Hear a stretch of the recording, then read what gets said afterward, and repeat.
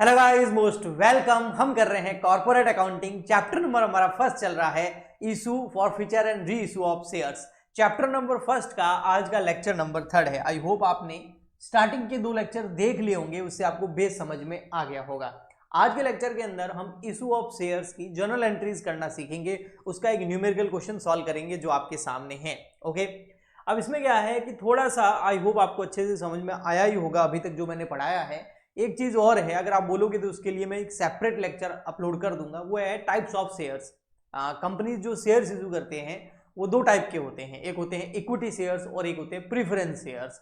Main जो shares होते हैं वो इक्विटी शेयर्स होते हैं, क्योंकि जो इक्विटी शेयर बंदा परचेज करता है वो इक्विटी शेयर होल्डर बन जाता है, कंपनी का मेंबर बन जाता है, कंपनी का जो है शेयर होल्डर बन जाता है और उसके पास में वोटिंग राइट आ जाता है। वो एजीएम के अंदर एनुअल जनरल मीटिंग में पार्टिसिपेट कर सकता है, वोट दे सकता है। लेकिन प्रेफरेंस शेयर होल्डर्स को ये राइट्स नहीं होते हैं, उनको केवल डिविडेंड मिलता है। ओके, फिर भी अगर आप बोलोगे तो मैं आपको पूरा का पूरा एक separate lecture types of shares के ऊपर भी अपलोड कर दूंगा, तो आप नीचे कमेंट कर देना। अभी तो मैं इक्विटी शेयर्स को जो इशू करते हैं उसका एक क्वेश्चन आपके लिए लेके आया हूं और इस क्वेश्चन को मैं आपको सॉल्व करवाता हूं। देखिए, तो यहां पर लिखा हुआ है क्वेश्चन नंबर फर्स्ट के अंदर XYZ लिमिटेड एक कंपनी है, इशू कर रही है 1 lakh equity share of 10 each. तो ये 1 लाख क्या है? ये 1 लाख है नंबर ऑफ शेयर्स। ये 10 रुपीज क्या है? ये फेस वैल्यू है। तो फेस वैल्यू को पहचानना, अभी जहां 10 रुपीज ईच, 100 रुपीज ईच लिखा होता है ना, ये फेस वैल्यू है। एक शेयर 10 रुपए का है।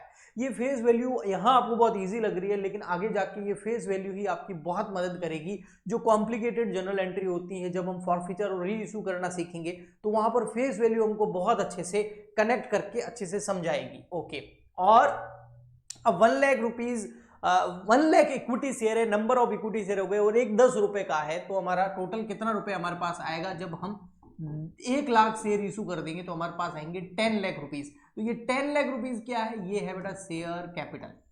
तो चाहे आप सिंपल क्वेश्चन सॉल्व कर रहे हो या कोई बड़ा क्वेश्चन सॉल्व कर रहे हो, आपको हमेशा सॉल्यूशन करते टाइम ऐसे लिखना पड़ेगा कि हम क्या कर रहे हैं, 1 लाख इक्विटी शेयर इशू कर रहे हैं, ठीक है, at the rate 10 rupees each, और शेयर कैपिटल कितनी हो जाएगी? 10 लाख रुपए। तो इस तरीके से आपको लिखना है हर क्वेश्चन में, ताकि आपको पता रहे ये नंबर ऑफ शेयर है, ये फेस वैल्यू है और ये शेयर कैपिटल है।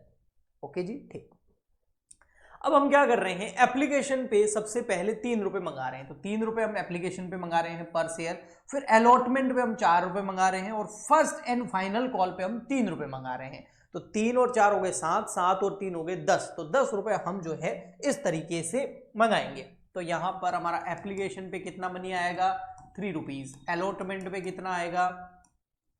अलॉटमेंट पे 4 रुपीज। अब यहां तो सिंपल ही आपको सामने दिख रहा है तो बोरिंग लग रहा होगा, लेकिन आगे जो क्वेश्चंस आएंगे ना उसमें ऐसे लिखना बहुत जरूरी है, क्योंकि अभी तो स्टार्टिंग है, आगे बहुत कुछ होगा इन क्वेश्चंस के अंदर, इतने सिंपल नहीं होंगे। ओके, ठीक।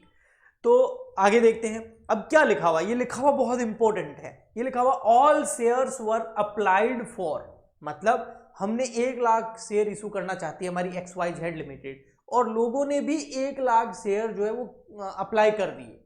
ना ओवर सब्सक्रिप्शन है ना अंडर सब्सक्रिप्शन है। 1 लाख शेयर इशू करना चाहते थे, 1 लाख एप्लीकेशन आ गई, ना ज्यादा ना कम। ओके, तो आपको याद होगा मैंने चार्ट बनाया था कि अगर जितने शेयर इशू करना चाहते हैं उतनी एप्लीकेशन आए तो डायरेक्ट जनरल एंट्री करनी है, जितने शेयर इशू करना चाहते हैं उससे ज्यादा एप्लीकेशन आए, है ना, तो वहां पर ओवर सब्सक्रिप्शन हो जाता है। तो उस केस में हमें प्रो रेटा टेबल बनानी होगी, फिर जनरल एंट्री करेंगे। और अंडर सब्सक्रिप्शन हो जाए, यानी कि 1 लाख शेयर इशू करना चाहते हैं और एप्लीकेशन कम आ जाए, तो उस केस में अंडर सब्सक्रिप्शन होता है। उस केस में मिनिमम सब्सक्रिप्शन चेक करना होता है 90% वाला। लेक्चर नंबर 2 के अंदर मैंने ये समझाया था आपको। तो अभी वाला हमारा केस कौन सा है? अभी वाला हमारा केस है भैया, जितने शेयर इशू करना चाहते हैं उतनी ही एप्लीकेशन आई है, तो फटाफट से डायरेक्ट जनरल एंट्री कर दो, शेयर इशू कर दो। ये लिखा हुआ यहां, all share were applied for and allotted. 1 lakh share issue करना चाहते थे, 1 लाख एप्लीकेशन आ गई और उनको हमने शेयर अलॉट कर दिए। All money was duly received, सभी जो शेयर होल्डर है उन्होंने अपने एप्लीकेशन जमा करा दी। जब अलॉटमेंट मांगा तो अलॉटमेंट जमा करा दिया, उनको हमने शेयर इशू कर दिए। फिर हमने फर्स्ट एंड फाइनल कॉल मांगी तो वो भी उन्होंने टाइमली जमा करा दी, किसी ने कोई कॉल्स इन एरियर वगैरह नहीं है। ओके, आगे जाके ये चीजें आएगी। पूछा क्या है, पास necessary general entries for the issue of share in the books of XYZ limited. XYZ limited की बुक्स में आपको जनरल एंट्री करनी है। तो देखिए आगे करते हैं हम जनरल एंट्री। तो जर्नल एंट्री के लिए भैया हमको जर्नल का फॉर्मेट बनाना पड़ेगा, क्योंकि विदाउट जर्नल के फॉर्मेट के बिना हम जर्नल एंट्री कर नहीं सकते। जर्नल, क्योंकि मेरा प्रोनाउंसिएशन ऐसा है ना, मैं जर्नल बोल लेता हूँ तो कमेंट आते हैं फिर बच्चों के, सर जर्नल नहीं है जर्नल है, ठीक है। तो यहां आ जाएगा आपका जर्नल, ठीक है। डेट, पर्टिकुलर,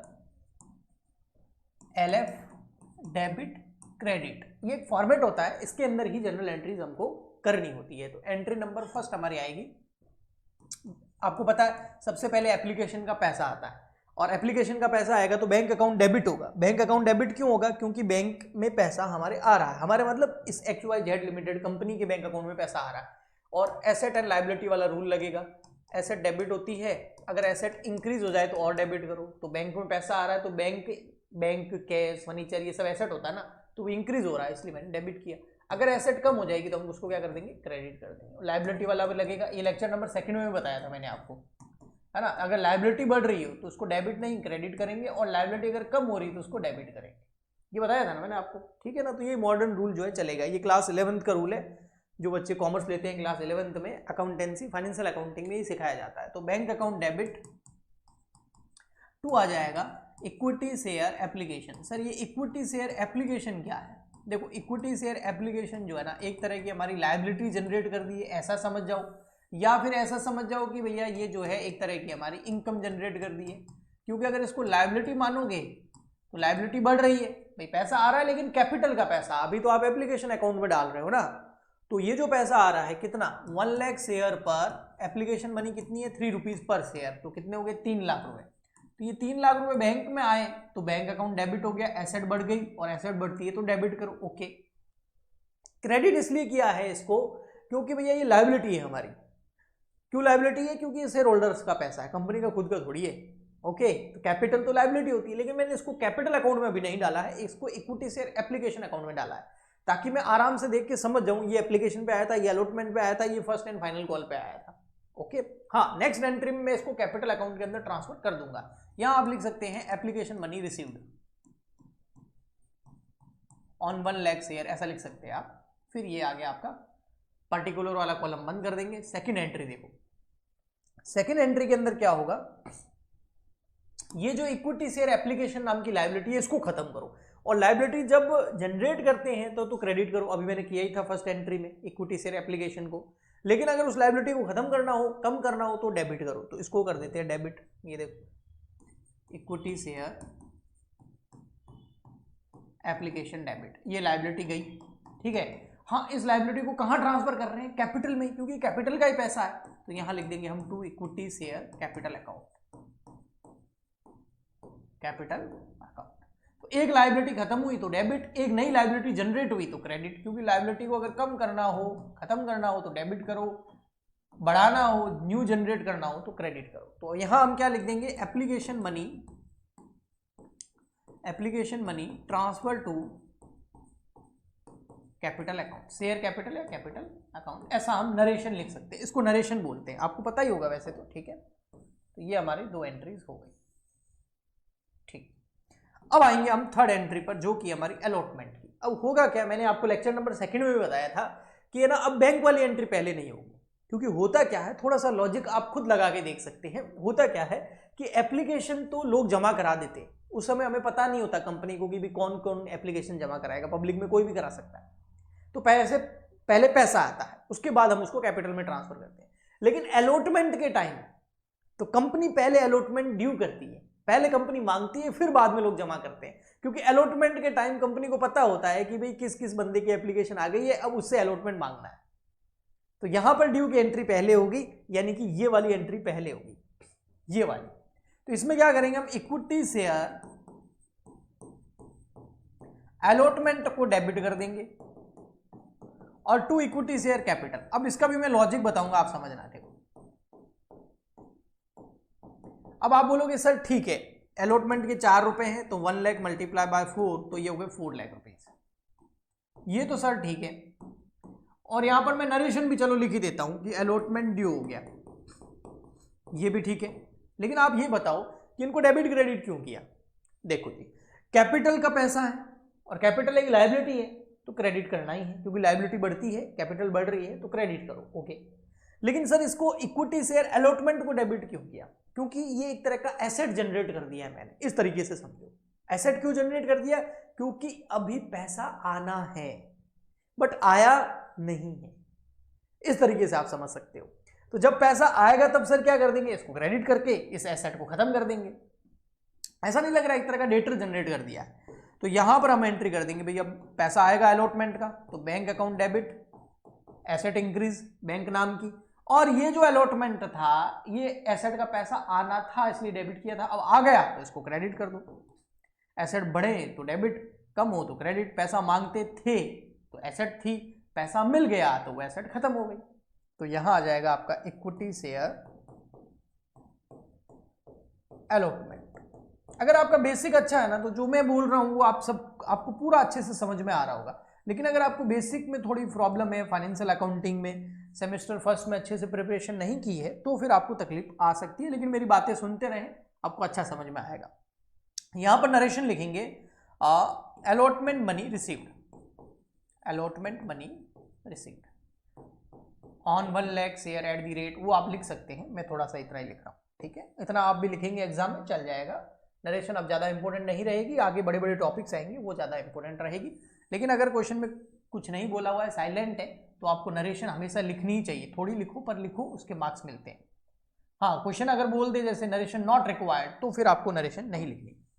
एंट्री नंबर 5, अब हम क्या करेंगे, फर्स्ट कॉल ड्यू करेंगे। तो फर्स्ट कॉल का पैसा हमको मिलना है, तो equity share first and final call account debit,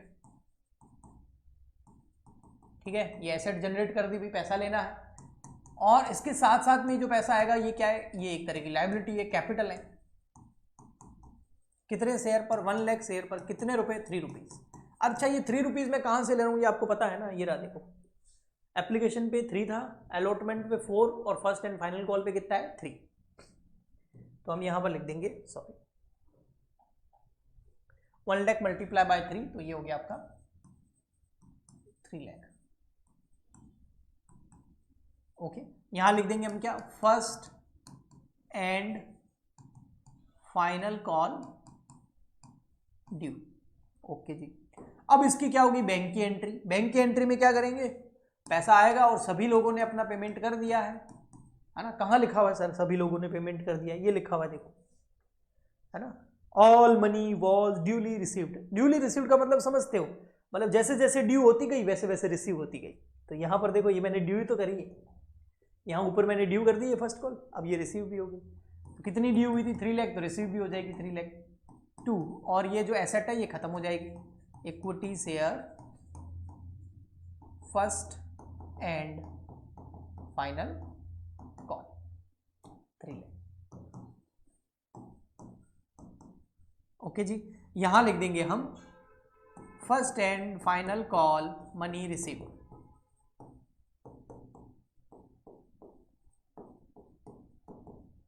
okay जी। ये हो गया आपका क्वेश्चन। अच्छा जी, अब नेक्स्ट लेक्चर में हम क्या करेंगे, देखो आप चाहते हो तो नेक्स्ट लेक्चर में मैं आगे न्यूमेरिकल क्वेश्चंस की ओर बढ़ जाऊं। न्यूमेरिकल क्वेश्चंस की ओर बढ़ जाने का मतलब क्या हो गया कि भैया मैं इसके बाद आपको प्रीमियम के क्वेश्चन कराऊं, सिक्योरिटी प्रीमियम पे शेयर इशू करते हैं उसके क्वेश्चन कराऊं, फिर मैं आपको अंडर सब्सक्रिप्शन ओवर सब्सक्रिप्शन के क्वेश्चन कराऊं, फिर हम फॉर फ्यूचर री इशू की तरफ बढ़ जाएं, है ना, कॉल्स इन एरियर वगैरह, कॉल्स इन एडवांस वगैरह को कवर करते हुए। या फिर आप चाहते हो नहीं सर एक बार आप types of shares and types of capital के ऊपर एक लेक्चर लेके आ जाओ, तो पहले मैं वो कर दूंगा, तो आप कमेंट जरूर करना। इसके अलावा ये नोट्स आपको कहाँ मिलेंगे, आपको बताइए हमारे टेलीग्राम चैनल पर। तो टेलीग्राम चैनल का लिंक इस वीडियो के नीचे डिस्क्रिप्शन बॉक्स में दे दूंगा, फटाफट से ज्वाइन कर लो, वहां पर इसके नोट्स आपको मिल जाएंगे। इसके अलावा अगर किसी बच्चे को लाइव पढ़ना है मुझसे तो वो हमारी ऐप डाउनलोड कर सकता है, बट वहां पर फ्री नहीं है, वहां पर पेड है, यानी कि ऐप के अंदर आपको सब कुछ पेड मिलेगा, वहां कुछ भी फ्री नहीं मिलेगा, वो फी पे करनी पड़ेगी। हाँ, आपको एक मैं कूपन कोड जरूर बता देता हूं, अगर आप कॉर्पोरेट अकाउंटिंग का बैच ज्वाइन करते हैं हमसे और कूपन कोड लगाते हैं CWG20, CWG आपको जो है कैपिटल लेटर में लिखना है, और CWG लिखने के बाद में आपको 20 लगाना है, तो आपका 20% कम हो जाएगा। यानी जैसे 3000 रुपये फीस है तो 3000 का 20% हो गया 600 रुपये, तो आपके 2400 रुपये लगेंगे। वहाँ पर आप लाइव क्लास, रिकॉर्डेड क्लास और विथ आपको नोट्स मिलेगा ही मिलेगा। फ्री में पढ़ना चाहते हैं तो यूट्यूब चैनल है ही, यहाँ से लेक्चर अटेंड कीजिए और टेलीग्राम पे आपको जो भी यूट्यूब पे मैं पढ़ाता हूँ उसके नोट्स मिल जाएंगे। तो आई होप आपको अच्छे से क्लियर हो गया होगा सब। प्लीज ज्यादा से ज्यादा लाइक करें, शेयर करें, सब्सक्राइब करें, कमेंट करें। मिलते हैं नेक्स्ट लेक्चर में। आज के लिए इतना ही, तब तक के लिए goodbye and thank you.